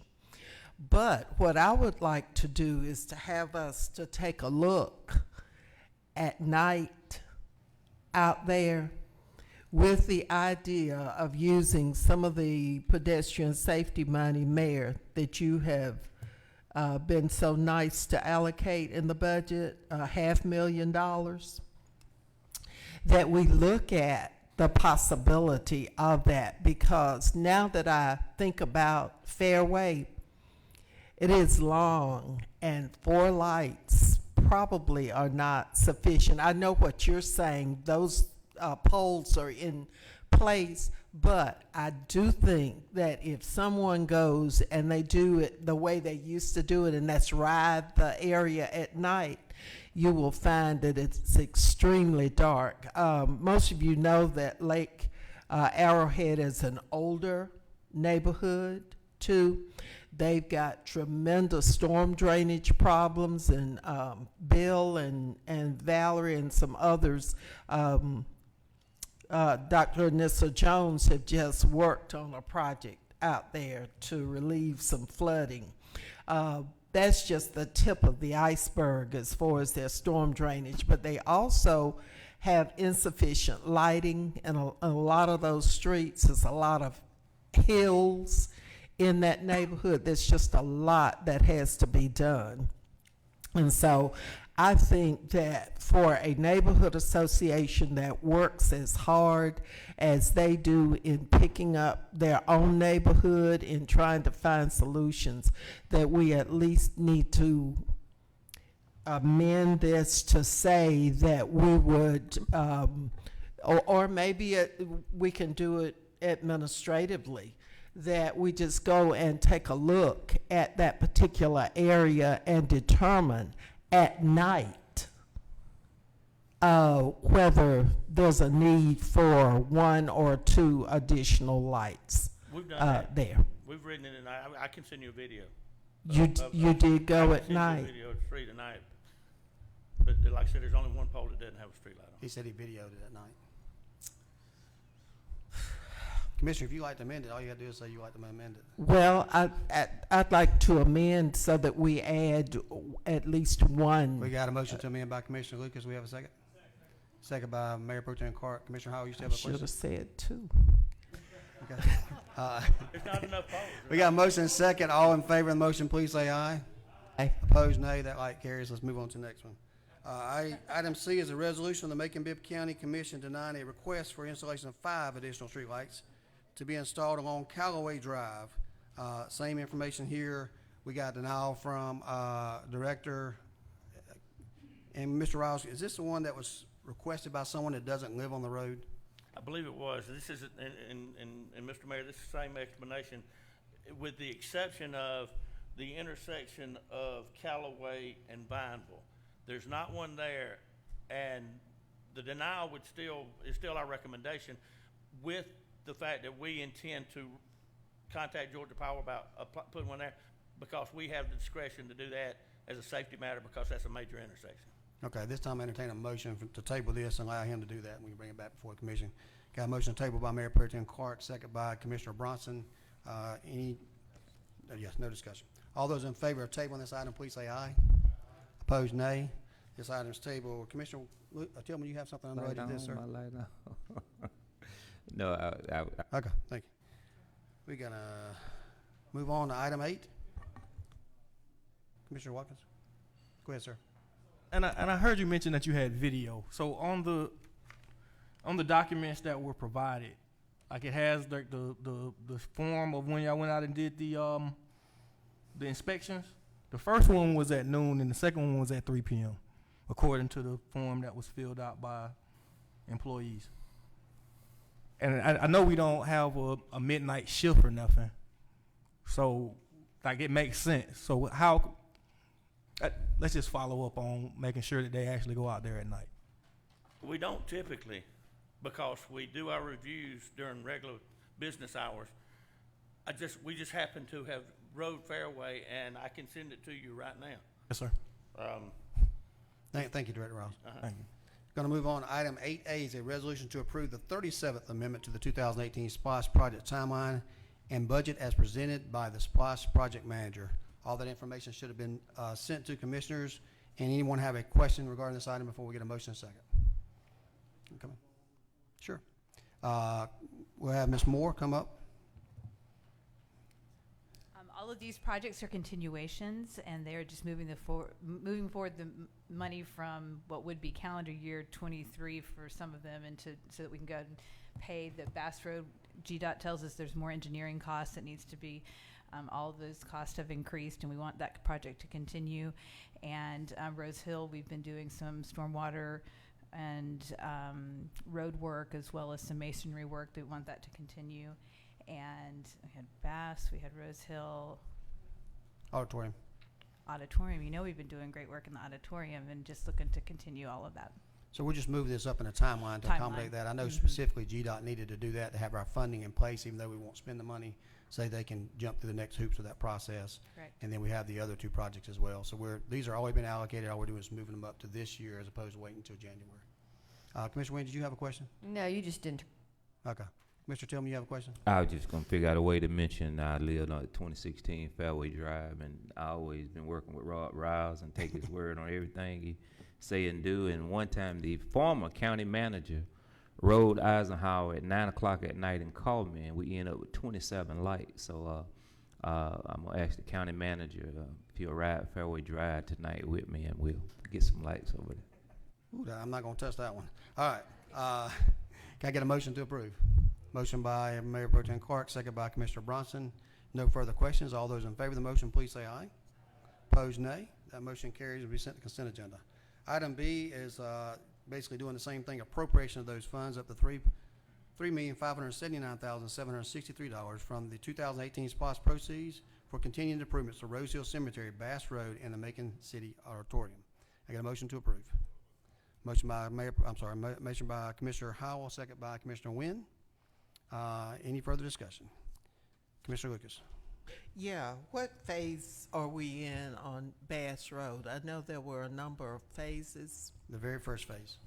We're still on the first one. In fact, these engineering How many costs, total phases were there? Oh my goodness! They as they get into it, they've had to increase some add to it. engineering so that they can decide which parcels needed to be purchased, et cetera. So we're very early in that stage. I think 26 is before you'll see any real movement. Okay, but there's a lot that's been done and a lot that's gonna get done, and I'm not opposed to it, but those other projects that we've approved and that we have obligated ourselves to get done, Jeffersonville and some others that are still in, it seems like Bass Road, I mean, just took off.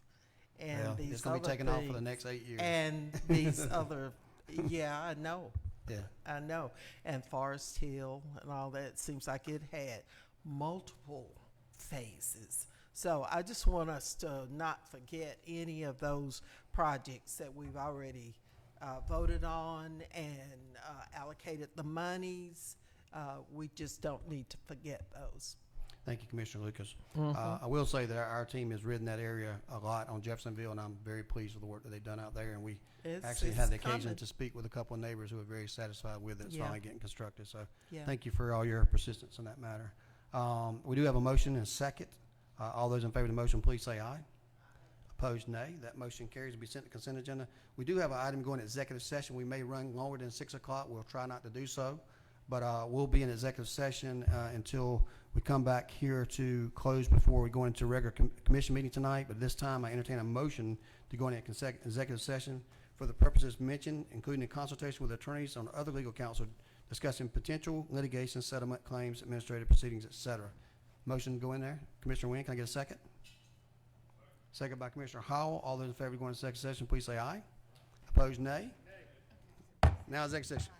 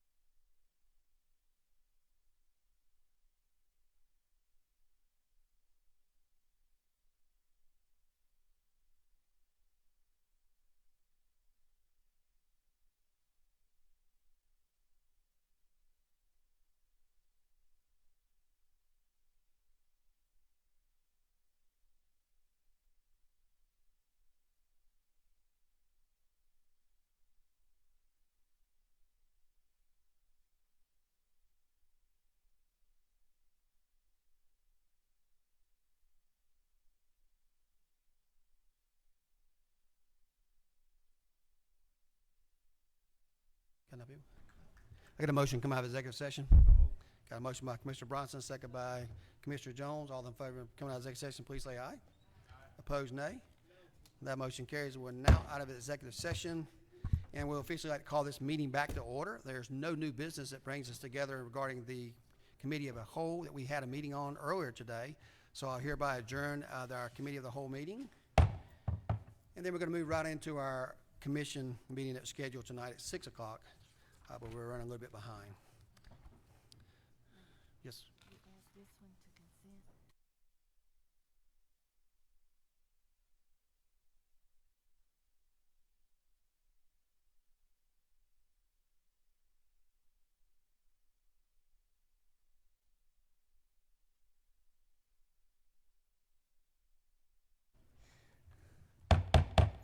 Well, good evening, ladies and gentlemen. Welcome to Macon-Bibb County Commission meeting. Today is Tuesday, November the 1st, and time is now 6:45. I'd like to welcome everyone here. I appreciate your patience. We have a lot of good information tonight, including a great proclamation that we're certainly encouraged about presenting in just a moment.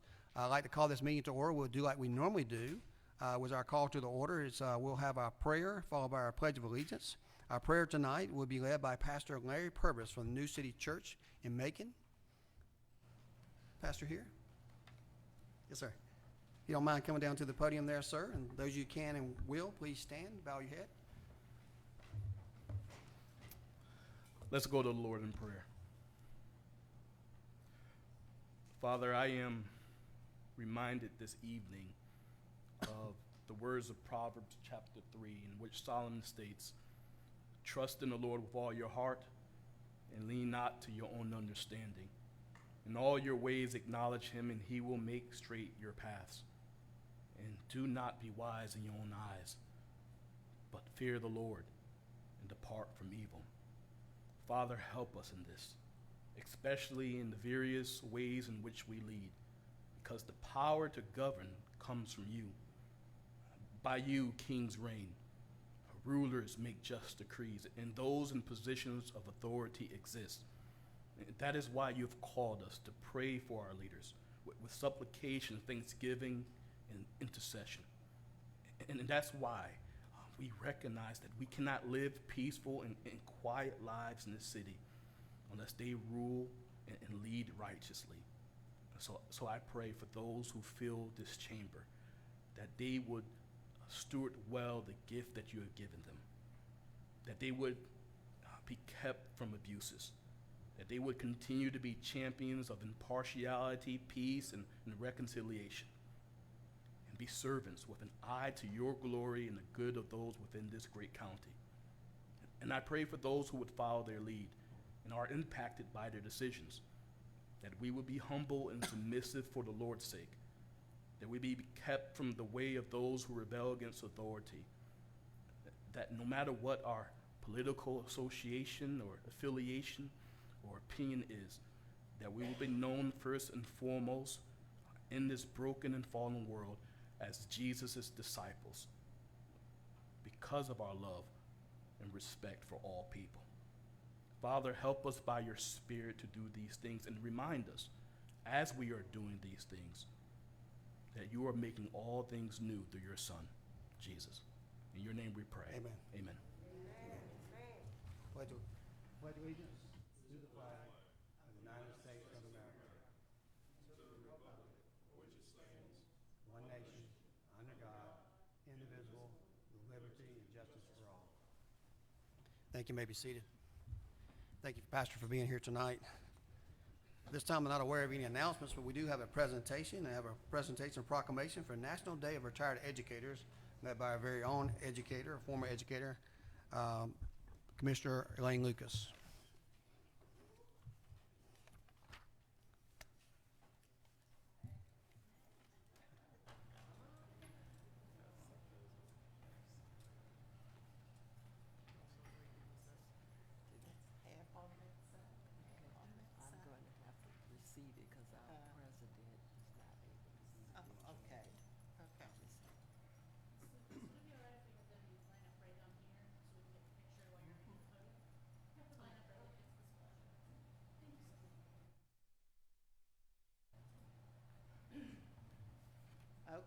Good evening. It is my honor and privilege to read and present this proclamation from the Office of the Mayor. I am so honored to have been a teacher and counselor in the Bibb school system for 30 years. Then I stayed another 8. I didn't get enough. I stayed another 8 years, so a total of 38 years in the Bibb school system, and I'm just so proud of all of you, too. This is a proclamation from the Office of the Mayor, Macon-Bibb County, Georgia. It reads, whereas the Governor of the state of Georgia has proclaimed the day of Tuesday, November 1st, 2022 as Retired Educators Day in Georgia. And whereas there are more than 141,000 retired educators in Georgia, 32,000 plus of whom are members of the Georgia Retired Educators Association. And whereas the retired educators of Georgia donate thousands of hours of volunteer service and make invaluable contributions to the welfare of their respective communities across the state. And whereas it is appropriate that a day be designated for citizens to express their appreciation for the contributions that retired educators have made and continue to make for the betterment of human lives and for society. And whereas local churches will recognize those lasting contributions made by retired educators in this community. Now, therefore, the mayor, the Honorable Lester M. Miller, along with the other 9 elected members of the commission, do hereby proclaim November 1st, 2022 as Retired Educators Day in Macon-Bibb County, and we all urge all of our citizens to observe this day in an appropriate manner, honoring retired educators.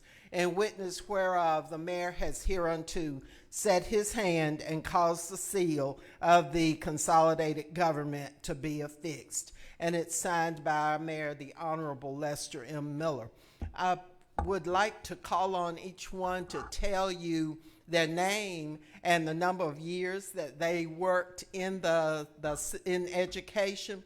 And then we have a stand-in for president who's going to give words of appreciation for this proclamation.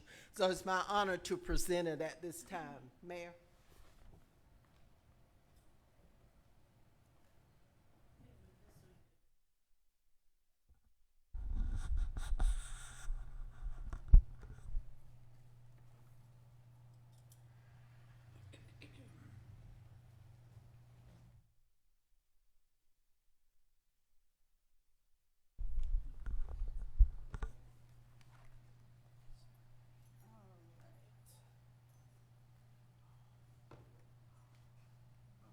Here, 1, 2, 3. I got one more phone.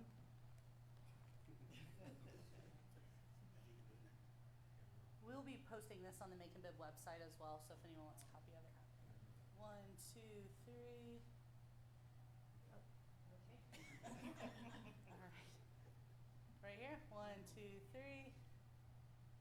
Excellent. Thank you. Here you go. Okay. Could we have each one just And whose phone? that microphone? Yep, I'm gonna pull it right back up. Introduce themselves and tell you how many years. There we go. Thank y'all for bearing with us. Okay. And if you'll speak directly into the Yeah, microphone, right. so it'll pick up on our live stream. Violet Johnson, 30 years with Bibb County School System.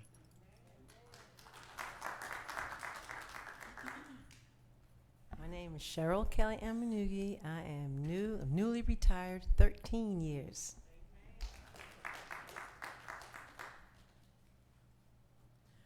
Virginia Saunders, retired after 30 years with the psychoeducational program.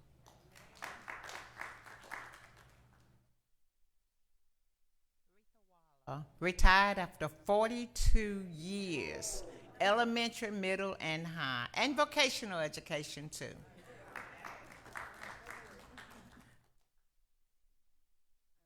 Tabasham. I'm a retired media specialist, 38 years.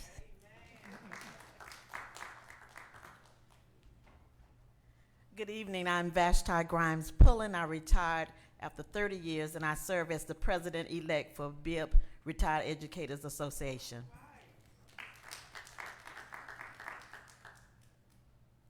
Good evening, everyone. My name is Brenda Little Carswell, and I served 30 years for pre-K and kindergarten.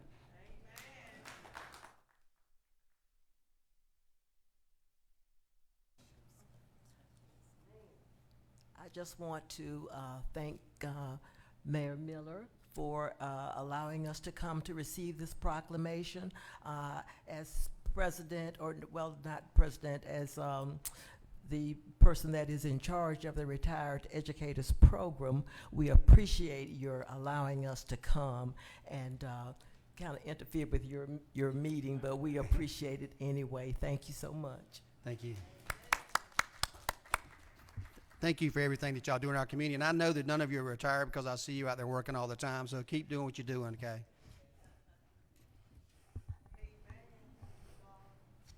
All right, we've got no public comments on agenda items. We have no new business tonight. We do have 2 items of old business that we discussed in committee meetings just before, so we'll read those and take the votes. I assume your vote will be similar to before. But the first was a review of a denial for Reliance Food Mart located at 3590 Napier Avenue. You remember the lengthy discussion we had earlier. At this time, I'll entertain a motion to accept the denial for Reliance Food Mart located at 3590 Napier Avenue. Motion by Mayor Pro Tem Clark, second by Commissioner Wynn. Any further discussion? Hearing no discussion, all those in favor of the motion, please say aye. Opposed, nay. That motion carries with Commissioner Jones declining. Item B is a review of denial of Jaya Food and Gas, Inc., DBA Sitco of 1803 Pinona Avenue, Macon, Georgia 31204. That's my motion. Can I get a second? Second by Mayor Pro Tem Clark. Discussion, Commissioner Tillman. Yes, sir, Mr. Mayor. I think the one that we did in the area where I live in Napier and Montpelier was one that should have been done. The other one, I know we were kind of split and divided on that one. I do sympathize with the previous, or the current owner, that this thing should have been grandfathered in. I don't know what other provisions we can make, but I think we do need to try to at least give them an opportunity to apply and get themselves together.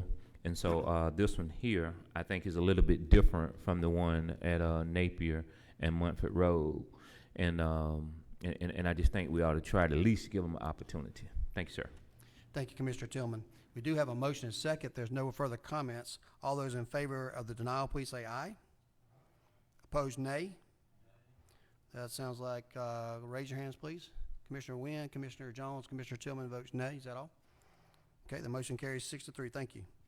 We do have one item to add to the consent agenda tonight. We have items A through L. We had I need a motion to amend the consent agenda to add the additional light that we agreed to do on Fairway Drive as an amendment. So that would be approving a resolution of the Macon-Bibb County Commission approving the light for the installation along Fairway Drive pursuant to a recommendation by Commissioner Lucas earlier. So at this time, I entertain a motion to add that to consent agenda. Commissioner Lucas would like to make that motion. Can we get a second? Got a second by Commissioner Bronson. I heard on the right side again, Mr. Raymond. We have a motion and a second. Any further discussion? Hearing no further discussion, all those in favor of adding that to the consent agenda, please say aye. Opposed, nay. That motion is now added to the consent agenda. So we have items A through L on the consent agenda that we discussed earlier. I entertain a motion at this time to approve the consent agenda as published with the additional item M. Can I get a motion? Motion by Commissioner Wilder, second by Commissioner Jones. Any further discussion? Seeing no discussion, all those in favor of the approving the consent agenda, please say aye. Opposed, nay. That motion carries. We're now there's no need to go into executive session, but we do have someone here to speak on a non-agenda item. Commissioner Watkins, did you have something, sir? Just so I can sleep peacefully tonight, we just got out of a lengthy executive session. Bulk of it was on school zone cameras. Why school zone cameras and executive session conversation? I guess that's for Attorney Gruber.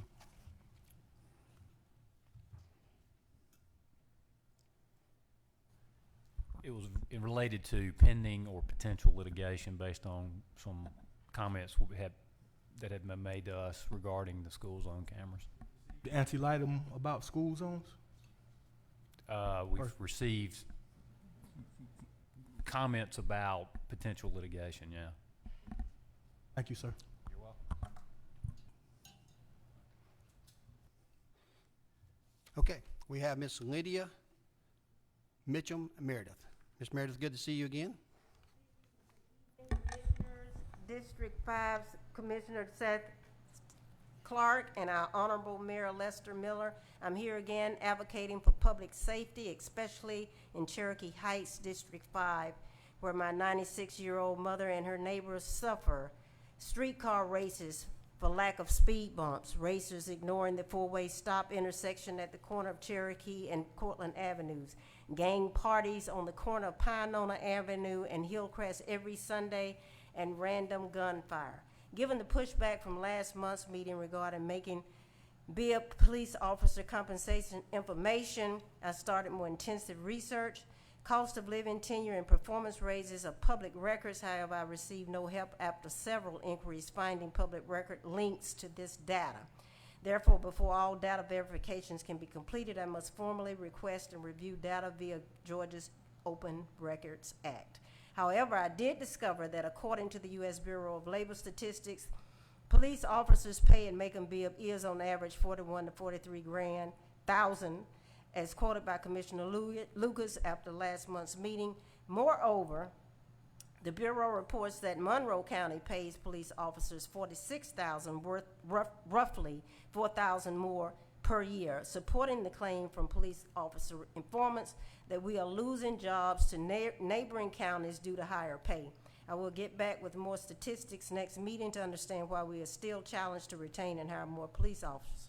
Also, after last month's meeting, after comments by downtown bartenders, Mayor Lester Miller informed the audience that the additional policing observed due to recent shootings in downtown would be the new norm. I appreciate the immediate addition of downtown police surveillance. However, tribal theory and practice suggest that a different inequitable treatment happens because Cherokee Heights and Fort Hill are of different tribes, not belonging to the downtown Macon tribe by geography or culture. Now, I believe that the citizens living and doing business in Cherokee Heights and Fort Hill will vote in future elections for public officials that are responsive, supportive, and protective of their tribes, their problems, and their neighborhoods too. Lastly, I recommend facade policing, the appearance of police presence as an intervention strategy until more police officers can be retained. Lights, cameras, and strategic placement of unmanned police cars are tactics used by other cities that work to deter crime. Thank you so much for your time and consideration. Thank you for being here tonight, Ms. Mitchum. Good to see you again. This is a completion of our meeting, and this meeting is hereby adjourned.